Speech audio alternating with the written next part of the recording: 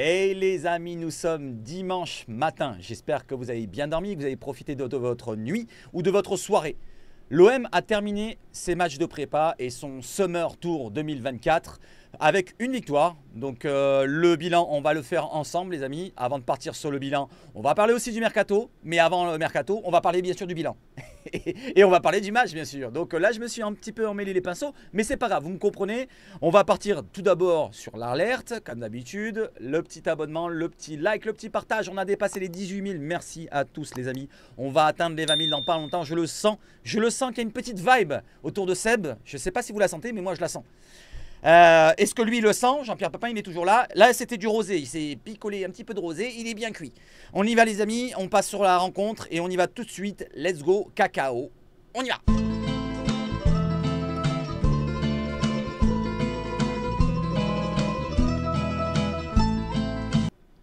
Alors nous y sommes directement avec Luis Enrique qui a l'air satisfait. Alors c'était avant la rencontre, mais il a fait une belle rencontre. Il a fait une belle rencontre, on va en parler. Et il a fait une belle prépa finalement dans l'ensemble. On va en parler aussi. Alors on y va tout de suite sur la rencontre. Bien sûr, la rencontre avec le 3-1 de l'Olympique de Marseille du côté du stade WWK Arena, du côté de Wolfsburg, j'allais dire, de Augsbourg, pardon. Avec un but de Enrique, justement, on en parlait juste à l'instant. Greenwood qui nous a régalé, on va aller voir son petit but, c'est un bijou encore une fois. Et Amin Harit qui a marqué un penalty, encore une fois, tiens, 2 penaltys dans cette prépa. Et du côté des Allemands, un but de Guwolo, je sais pas comment on le dit, mais je le dis comme ça. Voilà donc les amis, on va regarder maintenant la petite compo de début de match et pendant la rencontre, vous l'avez là sous les yeux, la compo de départ, donc le 11 en 4-2-3-1 comme d'habitude avec une surprise au gardien, on s'attendait à voir la titularisation de Delange, et ben c'était Simon. Simon titulaire avec Merlin à gauche, Brassier dans l'axe à côté de Balerdi et Murillo sur le côté droit, le Panaméen qui remplace donc Meïté. Pour le milieu de terrain, vous le savez très bien, Koné était blessé avant la rencontre, donc c'était Kondogbia qui était là, titulaire à côté de Højbjerg. Pour la création offensive, nous avons Amin Harit dans l'axe, Enrique à gauche, Greenwood à droite et Faris Moumania devant. Vous voyez qu'il y a des petits ballons à côté de Greenwood, à côté d'Harit et à côté d'Enrique parce qu'ils sont buteurs. Il y a aussi un petit pied, une petite chaussure avec un ballon, c'est la passe décisive d'Amin Harit pour Greenwood. On va regarder ce but-là précisément parce que c'est un superbe but.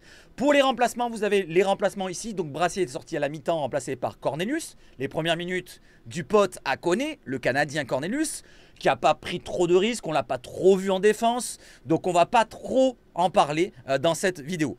Pour le gardien, Simon s'est fait remplacer par Delange, qui a fait ses premières 25 minutes environ. Il a fait un super arrêt en fin de match, qui a permis de rester à 3-1 au lieu de passer à 3-2. Sinon, il n'a pas eu grand chose à faire, mis à part quelques petites relances courtes. Et on a vu peut-être une élégance sur son jeu au pied, qu'on va un petit peu détailler sur les prochaines fois, dans les prochaines vidéos, les prochains, bien sûr, live match. Pour Kondogbia, il a été remplacé par Meïté, Enrique par Sternal et ça a un peu permuté. Donc Sternal, finalement, il a remplacé Enrique et il l'a remplacé sur le côté gauche. Moumania restait tout le match devant. Moumania est axial, Sternal côté gauche. Comme on avait parlé, Sternal en faux pied, côté gauche, ailier. Du côté du milieu de terrain, il y a aussi Ben Seguir qui est rentré à la place d'Harit à la 87e.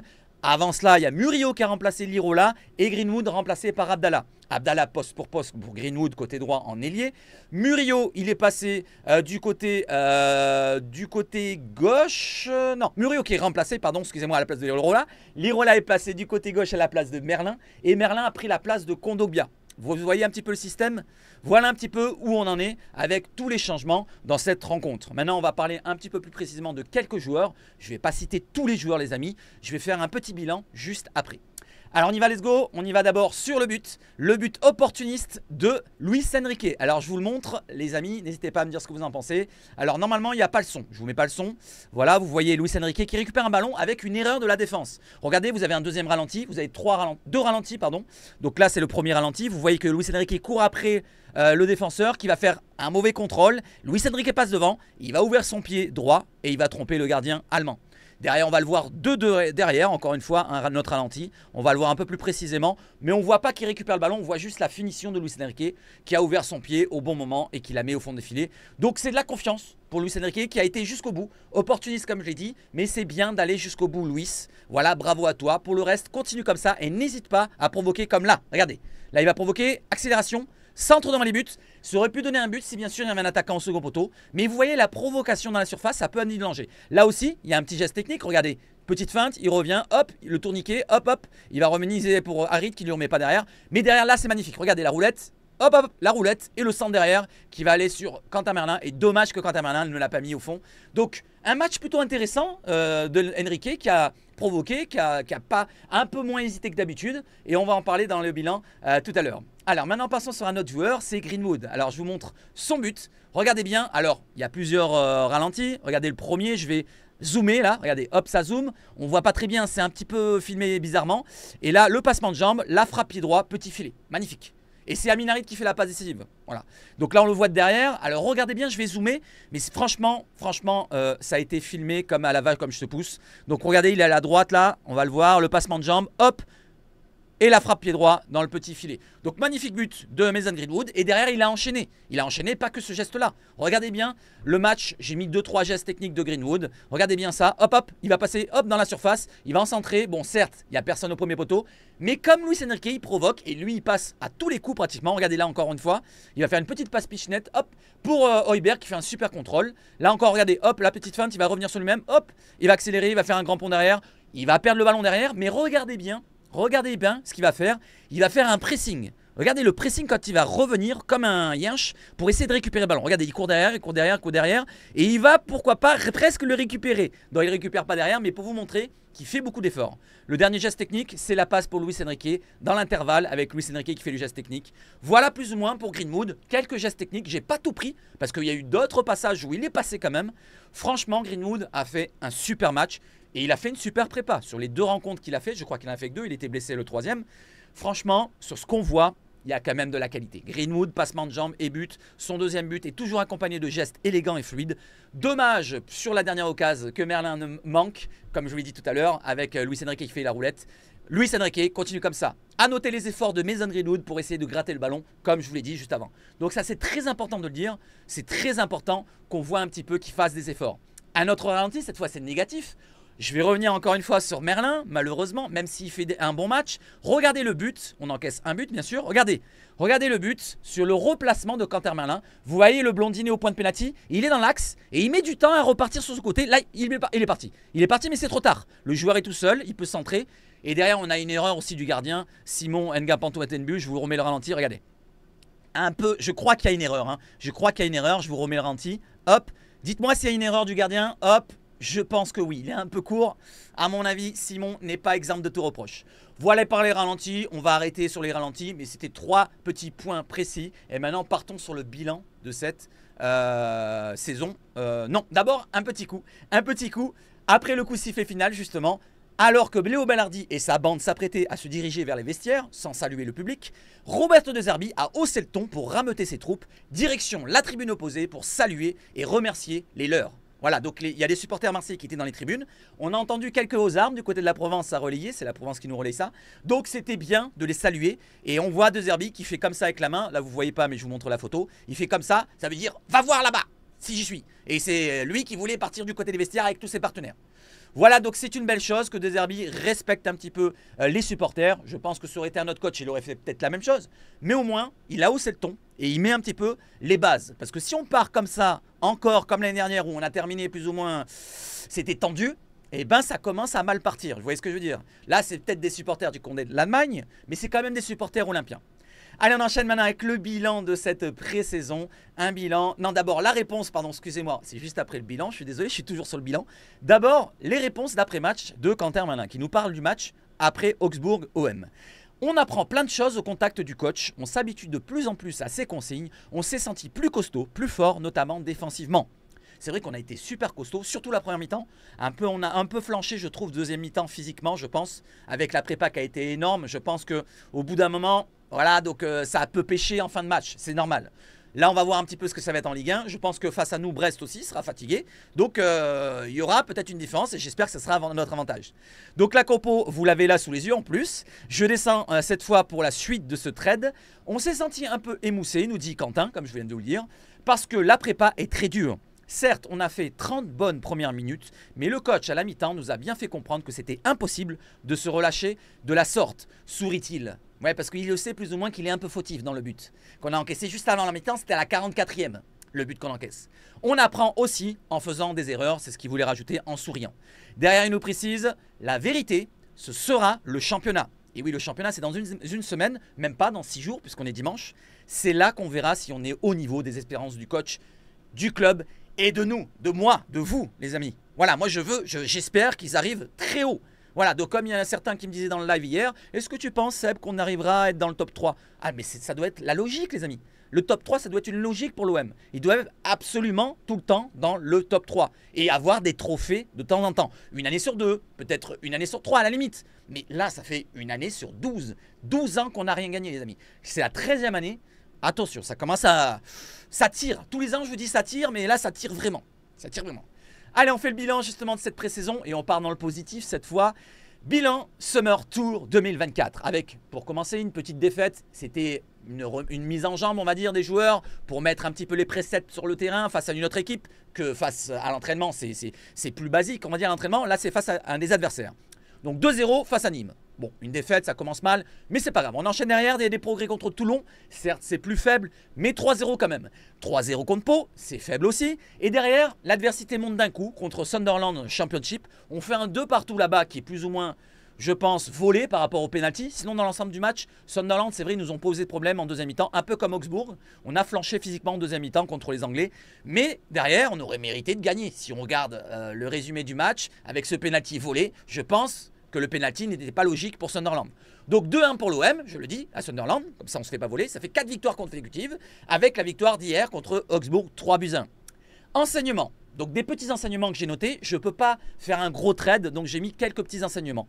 Jeu identifiable et plaisant. On a pris du plaisir, moi j'ai pris du plaisir à regarder les matchs, franchement. Voilà, on a vu du beau jeu. Sortie de balle propre, redoublement de passes, pressing intense et rôle hybride. Voilà, plus ou moins ce qu'on a... à retenir un petit peu d'enseignement principal. Après, il y a plein d'autres choses. Je ne vais pas vous citer plein de choses. Par exemple, les joueurs qui se replacent à l'endroit, mais on va parler du concret. Donc, sur le concret, on est sur ça. Derrière, je vous précise, les bons points, les mauvais points, et on y va tout de suite. Sur les joueurs, hein. Sur les joueurs, on y va tout de suite.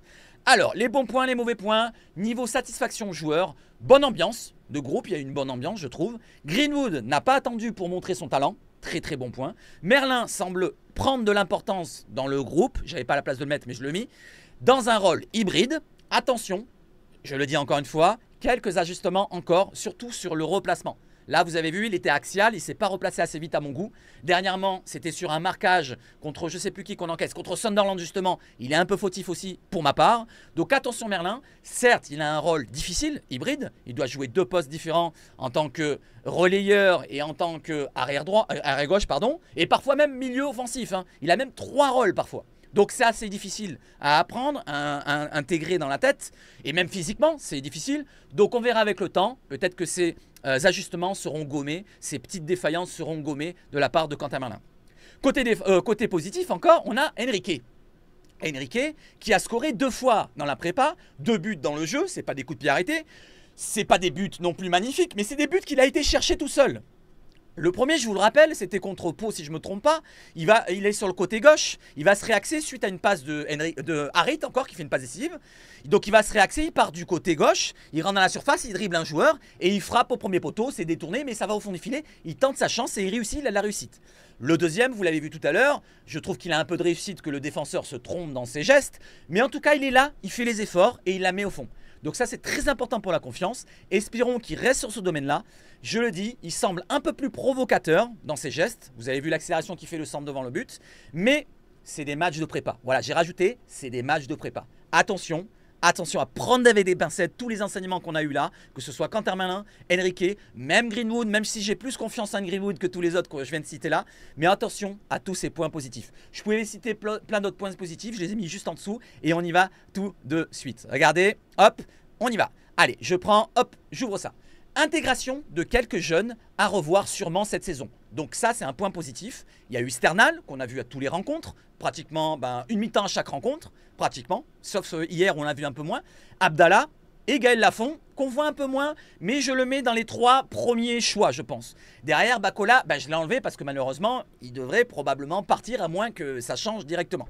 Voilà, il y a d'autres jeunes, je ne vais pas parler de Ben Seguir, je ne vais pas parler d'autres jeunes encore, mais en tout cas, les 3 principaux qu'on a vus le plus, il me semble que c'est ces 3-là. N'hésitez pas à me dire si je me trompe. En tout cas, je n'avais pas la place de mettre d'autres. Donc Sternal, qui va faire un temps de rotation normalement. Abdallah, eh ben, je ne sais pas ce que ça va donner, mais il est intéressant, ce petit jeune. Et Gaël Lafont, il était intéressant sur les premiers matchs, mais on l'a moins vu. Donc, je ne sais pas ce qui se passe. Est-ce qu'il a moins de...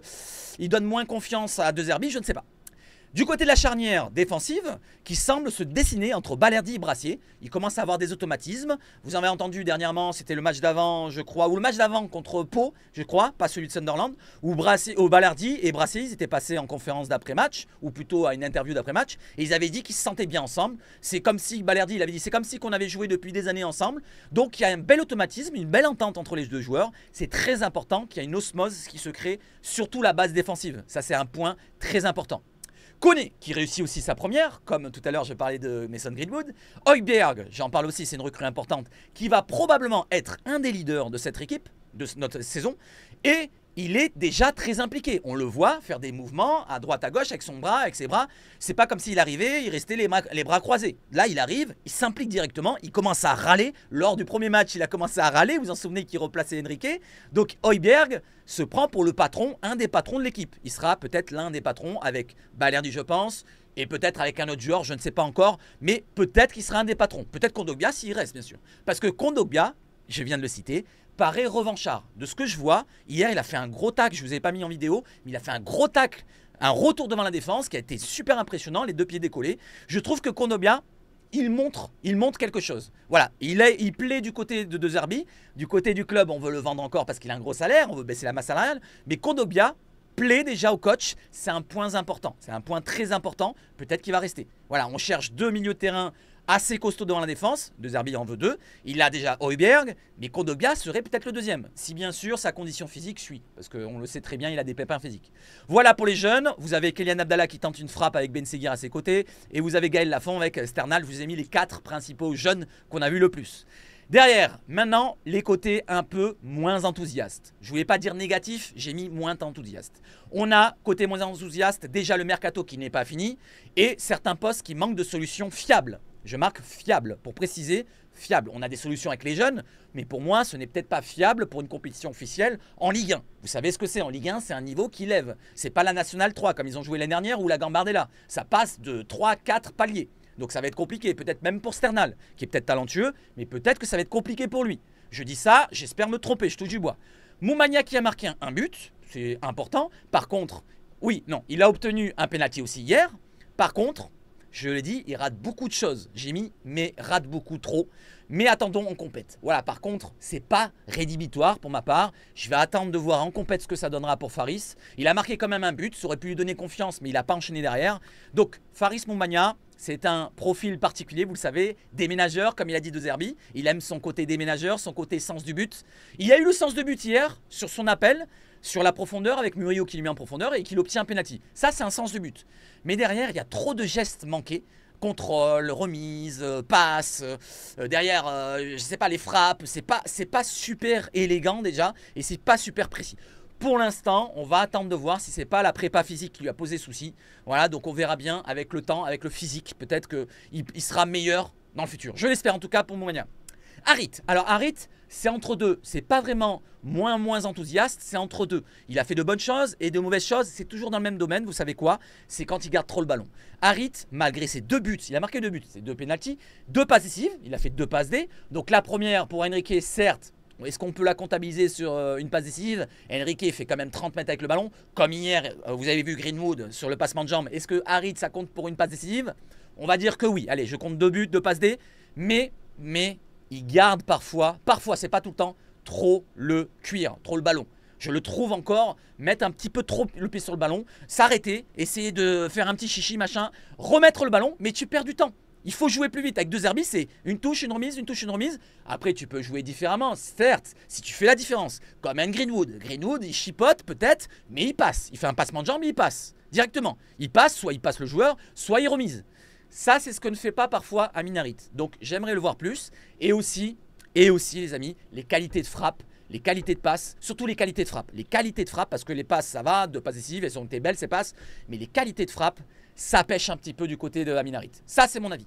Maintenant, j'enchaîne avec, pour la fin, pour dire que quoi? Bref, ce n'est pas un petit trade où je dois...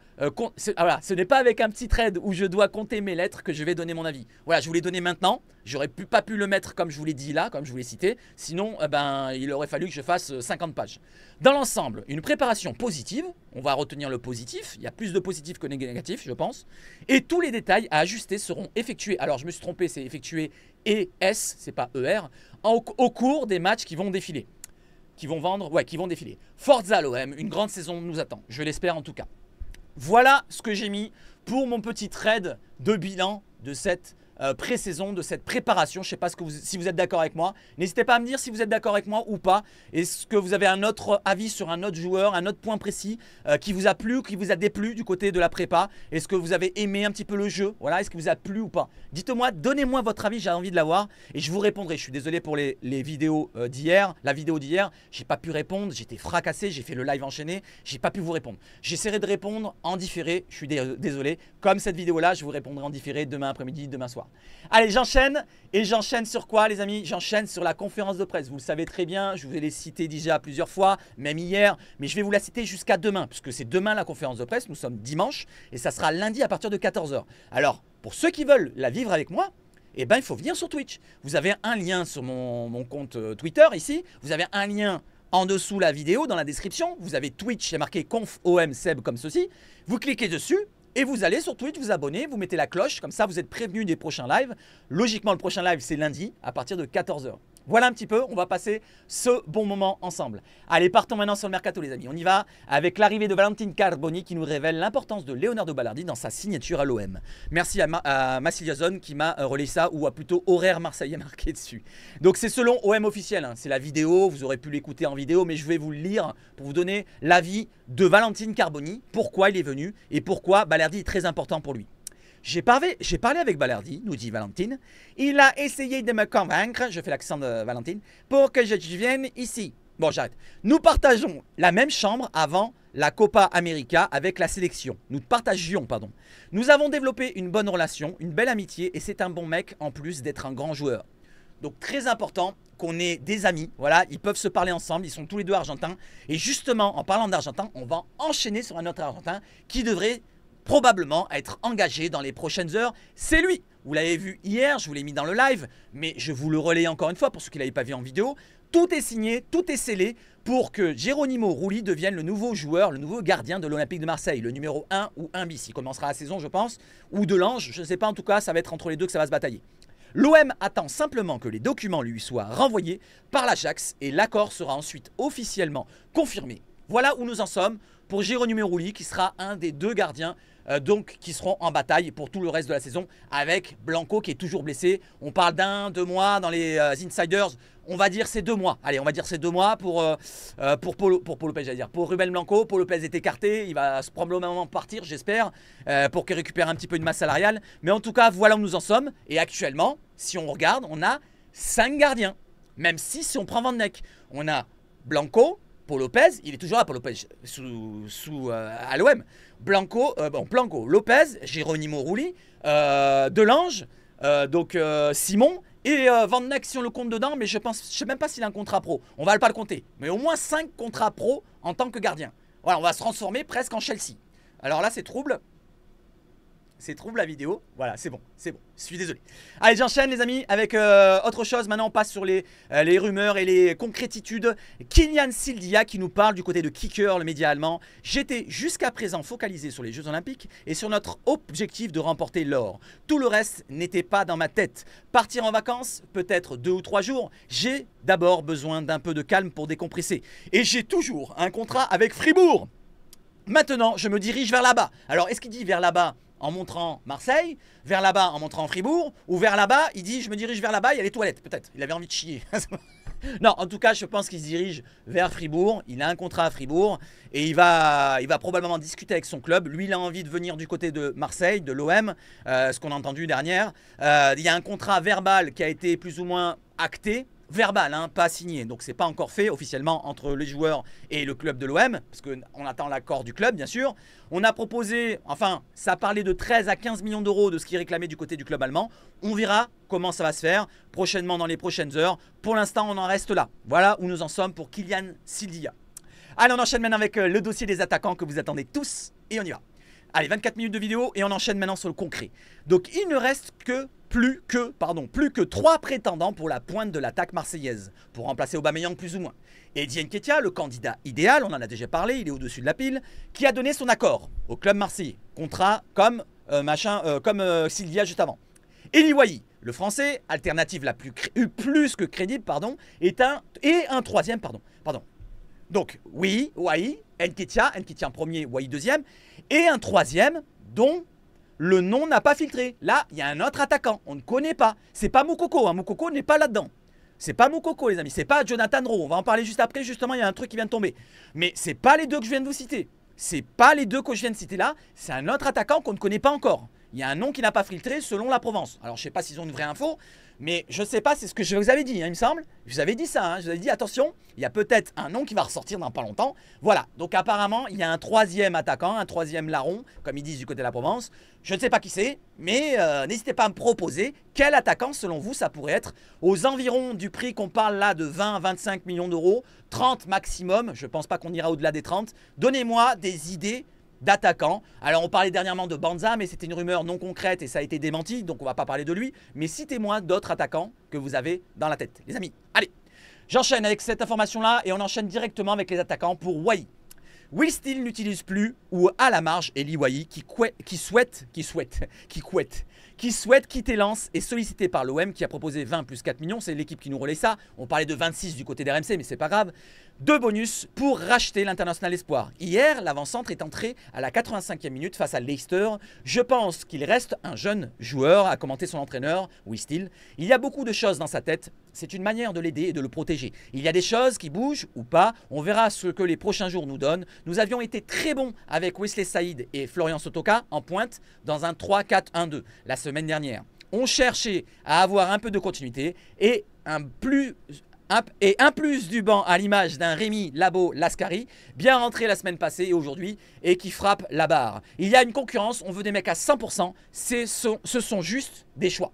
Donc selon le coach, c'est des choix pour le protéger à la marge de ce qu'il dit. Voilà, il réfléchit actuellement sur son avenir à Wahi. Est-ce qu'il va partir du côté de l'OM? Pour l'instant, c'est un des dossiers de l'OM. Voilà. Allez, on enchaîne avec un autre joueur maintenant, avec Eddie Nketiah. Voilà, on est un côté, un autre. Eddie Nketiah pourrait ne pas être dans l'équipe pour affronter Lyon demain, donc aujourd'hui plutôt, alors que son transfert à l'Olympique de Marseille se rapproche de plus en plus, selon ABT News. Alors, je ne sais pas ce que c'est un média anglais apparemment, donc je vais dire à prendre avec des grosses pincettes. De toute façon, toutes les informations à prendre avec des grosses pincettes, les amis. Les insiders, ici et là, moi j'en vois parfois qui me disent « Ouais, mais senti, ouais, mais la minute, ouais, mais si, ouais, mais là, est-ce que vous confirmez ?» Oh, c'est pas Dieu, c'est pas des dieux, les amis. C'est juste des mecs qui vont chercher à droite à gauche les informations. C'est parfois même des relais, des propres relais d'autres informateurs. Donc attention, les amis. Ne vous trompez pas, n'adulez pas des personnes qui ne sont pas vraiment ce qu'ils sont. Donc je vous le dis, ça je ne sais pas qui c'est, je ne sais pas. En tout cas, on va prendre ça avec des pincettes, même si je pense que c'est du vrai. Je pense qu'il ne devrait peut-être pas jouer demain face à Lyon, donc aujourd'hui. Allez, j'enchaîne avec Moukoko. Youssoufa Moukoko viendra à l'OM lorsque Dortmund aura conclu avec Maximilien Bayer. Ça, c'est l'information d'avant-hier, mais je vous la relaye pour vous faire un petit point sur lui. Donc Moukoko, il viendra si, bien sûr, Dortmund recrute. Dortmund, il cherche à recruter lui. Du côté de Fabrizio Romano, c'est le dernier tweet d'hier soir, le communiqué d'Hoffenheim confirme qu'ils sont en négociation concrète avec un changement de club pour Maximilian Bayer. Il n'a même pas été convoqué pour aujourd'hui car le Borussia Dortmund s'est mis d'accord avec Bayer sur des conditions personnelles et les discussions avancent entre les clubs. Donc, entre Dortmund et Bayer, c'est fait comme nous avec Nketiah. Il reste un accord entre le club de Bayer Hoffenheim et Dortmund. Un peu comme nous avec Dortmund pour Moukoko ou nous avec Arsenal pour Nketiah. Voilà où nous en sommes. Donc il faut que ce joueur-là soit recruté par Dortmund pour que Moukoko soit un petit peu libéré plus rapidement. Vous voyez ce que je veux dire? Allez, j'enchaîne derrière avec quoi? J'enchaîne avec justement Moukoko. Youssoufa Moukoko, visé par l'OM, n'a pas pris part à la dernière rencontre de pré-saison du Borussia Dortmund. Ils ont joué hier, je vous l'ai cité pendant le live. Ils ont gagné 2-0, je crois, contre Aston Villa, si je ne me trompe pas de score. Il n'a pas joué, pas une minute, alors que pratiquement une dizaine, voire même plus, ça a roulé toute l'équipe. Lui n'a pas rentré. Il en restait 2 ou 3. Il y avait lui et 2 autres joueurs, je ne m'appelle plus les noms. Mais en tout cas, il n'est pas rentré une minute. Donc c'est un point qu'il faut souligner. Comme moi, il n'est rentré que 5 minutes. Comme Nketiah ne rentre pas beaucoup de minutes, même s'il est habitué à jouer comme ça. Mais en tout cas, ces 3 attaquants-là sont en instance de départ. Voilà, en instance de départ.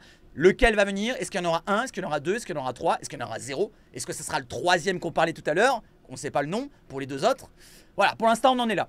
Et d'ailleurs, on va enchaîner. On va enchaîner avec quoi, les amis? On va enchaîner encore avec Nketiah. Donc, je vous relaye encore une fois ce tweet-là que je vous ai relayé hier. Les dirigeants n'envisagent pas de recruter Eddie Nketiah et Eli Wahi en même temps. L'OM a replacé l'anglais au-dessus de la pile. L'OM espère, par contre, les associer à Youssoufa Moukoko. Je vous le répète. Ça, c'est juste pour répéter. Je ne vais pas détailler la chose. Mais j'enchaîne justement derrière avec Moukoko, la dernière information de la Provence. Écoutez bien, c'est la plus importante, je pense.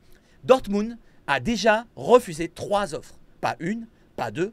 Pas 4, pas 5, pas 6, pas 7. Bon, j'arrête. 3 offres de prêt avec option d'achat de l'OM pour Youssoufa Moukoko qui veut venir à Marseille. Lui, il veut venir. Hein. Il veut venir. On est pratiquement d'accord pour un contrat ici et là. Donc peut-être qu'il aura un gros salaire, je ne sais pas. Mais en tout cas, je pense que oui. Mais en tout cas, avec le club, pour l'instant, on ne s'entend pas. Parce que nous, on propose des prêts avec option d'achat. Et peut-être que le club de Dortmund réclame peut-être un prêt payant de base ou alors un transfert sec. Mais pour l'instant, ils ne sont pas d'accord sur 3 offres. Voilà, dernièrement, on avait entendu d'une offre ridicule, plus ou moins, dans la vidéo que je vous ai faite avec le collègue de Dortmund French. D'ailleurs, si vous êtes intéressés, pour ceux qui ne l'ont pas vu, je vous mets le petit juste ici, regardez les amis. Voilà, n'hésitez pas à aller voir la vidéo. C'est très très important pour le référencement et en plus, elle est très très belle, bien faite. La direction de l'OM commence à perdre patience. De là à enterrer cette piste pour se rabattre sur un autre profil, c'est une question. Est-ce qu'on va se rabattre sur un autre profil? Alors, sachant que Moukoko, apparemment du côté de la Provence, de tous les médias, même de l'OM et de certains insiders, ils disent tous qu'il va être ailier gauche, plus ou moins. C'est ce qu'on entend, alors que c'est plutôt un axial. Pour moi, il a joué pratiquement toute sa carrière, même toute sa carrière en axial, ce qui nous avait dit le gars de Dortmund, Alexis, excuse-moi. Donc, je sais pas, ça me semble bizarre. En tout cas, j'ai continué sur cette information-là pour vous préciser.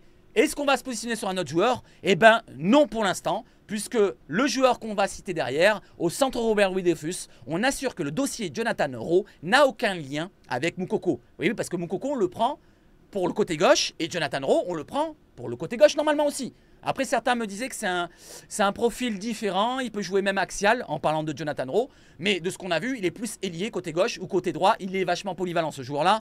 Voilà, donc le joueur de Norwich, qui ne serait pas donc en lien avec le dossier Moukoko. Voilà, donc s'il y a un Jonathan Rowe qui vient, Moukoko pourrait venir et ça serait encore d'actualité.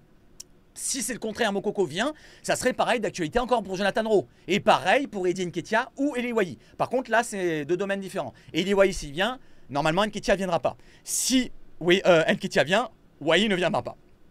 Et vice-versa. Vous avez compris? Donc, Wahi, Nketiah, un des deux, et Jonathan Rowe, et peut-être Moukoko en plus. Donc ça ferait 3 attaquants de ce domaine-là. Ça serait une attaque quand même pas mal. En comptant Enrique en plus, qui pourrait avoir de la confiance. Peut-être avec une conscience saine, il serait peut-être à élever son niveau.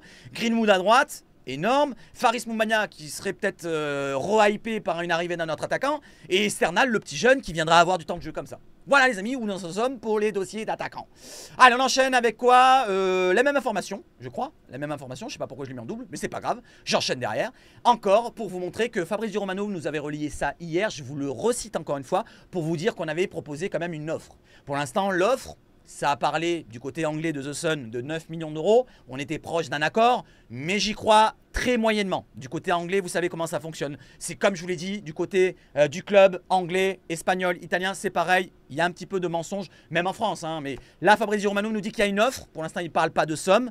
Une offre formelle de l'OM. Des discussions ont eu lieu entre l'OM, le joueur et les clubs. Donc on va attendre. Il fait partie des cibles de l'OM. On va attendre un petit peu pour ce dossier-là aussi. Allez, j'enchaîne avec quoi les amis? Avec Jonathan Rowe encore une fois. Pour une précision, Jonathan Rowe veut absolument rejoindre l'OM. L'international espoir anglais de 21 ans serait prêt à aller au clash avec Norwich qui a jugé l'offre marseillaise insuffisante. Pas l'offre, les 3 offres. Là, ils n'avaient pas la précision du côté de Connor Southwell, c'est un média anglais. Prendre avec des pincettes selon Sky Sports. Rowe s'est même retiré de l'équipe pour leur match contre Oxford, montrant ainsi sa détermination à rejoindre l'OM. Donc là, il a fait un petit peu, voilà, donc comme il a dit là, il veut jouer au clash avec son club pour, pourquoi pas, partir du côté de Marseille. On va attendre de voir si ça change. Et vous vous souvenez du rouquin là, je crois que c'est Targent ou Sargent, je sais plus, il avait joué contre nous l'année dernière, ou l'année d'avant, on avait perdu 3-0. Je m'en rappelle plus comment il s'appelle exactement, n'hésitez pas à me dire quel est le nom du petit rouquin. Allez, on enchaîne avec un autre dossier, cette fois c'est Terminado Cacao pour les insiders ou les chaînes YouTube qui s'inventent des informations. Et ben Sanchez il est pas venu, vous avez dit qu'il venait, je sais pas moi, 2 fois d'affilée, 2 années consécutives il devait venir à l'OM. Il devait revenir l'année dernière et cette année il devait revenir aussi. Et ben il est pas là, regardez, il a le maillot. Il est pas bleu, il est blanc et noir. C'est quoi blanc et noir? C'est pas l'OM. C'est quoi la Juve? Non, c'est pas la Juve, c'est l'Udinese. Oh, surprise. Donc il va du côté de l'Udinese. Bon vent à toi Sanchez et bonne continuation. Voilà pour les insiders et les chaînes YouTube de merde. Je continue. Paolo Trigano dans les bras de son coach après son but à la dernière minute. Victoire 2-1 face à Villefranche en amical. Voilà, donc là, une petite image qui fait plaisir pour terminer la vidéo en douceur, les amis. Je me suis un peu excité avant, mais ça m'énerve. Vous voyez, il y a plein de trucs qui m'énervent. Dans le monde de la Team OM, comme je vous l'ai déjà cité, il n'y a pas vraiment une famille, comme on dit. Hein. Alors, Paolo Trigano, c'est un défenseur central qui est capitaine de la Gambardella l'année dernière, où il gagne la Gambardella avec l'équipe, les jeunes, Sternal et tout team. Ils n'étaient pas là, Sternal, pour la finale. Et Selami et Bacola, ils étaient avec l'équipe de France. Mais lui, il était là, présent, capitaine, défenseur central. Il a 18-19 ans, si je ne me trompe pas d'âge. Il n'a pas 20 ans, il me semble bien. Et il est capitaine. Et il a marqué un but. Voilà, après son but à la dernière minute. Victoire 2-1 face à Villefranche en amical avant la saison. Et on voit Jean-Pierre Papin, il est là. C'est le même. C'est le même. C'est exactement le même. Regardez. Le même. Il rigole. Regardez. Le même sourire. Voilà, Jean-Pierre Papin qui rigole, ça fait plaisir. Voilà les amis, j'espère que vous avez passé un bon moment avec moi. On va regarder la fin de vidéo pour rafraîchir cette page-là. J'ai 14 notifications, je pense que c'est par rapport au tweet que j'ai fait tout à l'heure. On y va, let's go, on rafraîchit tout ça. Je descends un petit peu pour voir. Et après, aucun joueur fait aucune erreur. S'il n'y a aucun but, c'est... Non, mais les amis... Après, si aucun joueur fait aucune erreur, il n'y a aucun but, c'est Simon qui est responsable à 200%. Après, l'important, c'est d'apprendre de ses erreurs. Avec le rôle qu'il a, c'est normal de ne pas avoir 200% de lucidité pendant 90 minutes. Bah regarde, Roufaï, je t'invite à regarder mon avis. Et plus ou moins ce que j'ai donné, c'est pour la vidéo de Merlin. Vous avez vu, sur Merlin, j'ai bien détaillé la chose. Je vous dis, par rapport à son rôle qui est compliqué, il y a peut-être aussi la fatigue qui entre en jeu. Là, le mec, il m'écoute pas. Il peut pas savoir mon avis. Parce que sur Twitter, parfois, on peut pas détailler un avis. Mais là, il reste bloqué sur le fait que j'en veuille à Merlin alors que j'ai précisé, j'en veux pas à Merlin au début. Ça, c'est les mecs qui sont un peu benés, qui comprennent pas, qui n'arrivent pas à comprendre où je veux en venir.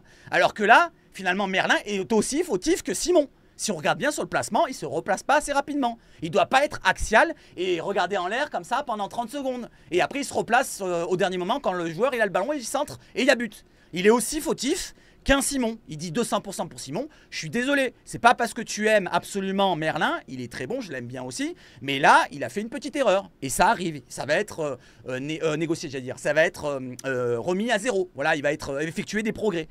Manque d'agressivité de la part des deux, totalement courant en période de préparation, surtout en match amicaux. Non, c'est pas un match amical. Par contre, là, Carlos Misère, je suis d'accord avec le début, là, parfaitement d'accord, mais match amicaux, c'est pas amicaux. Sur la fin de pré-saison, il n'y a rien d'amical. Hier, c'était une bonne ambiance, il n'y a pas eu de problème, il n'y a pas eu de tension entre les deux joueurs, entre les deux clubs, pardon.